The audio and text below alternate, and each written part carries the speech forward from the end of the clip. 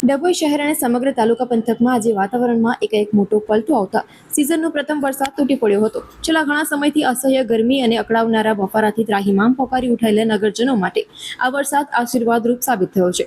વીજળીના ભારે ચમકારા અને ગડગડાટની સાથે શરૂ થયેલા જોરદાર વરસાદના પગલે સમગ્ર પંથક મિની ચોમાસા જેવા માહોલમાં ફેરવાઈ ગયો હતો.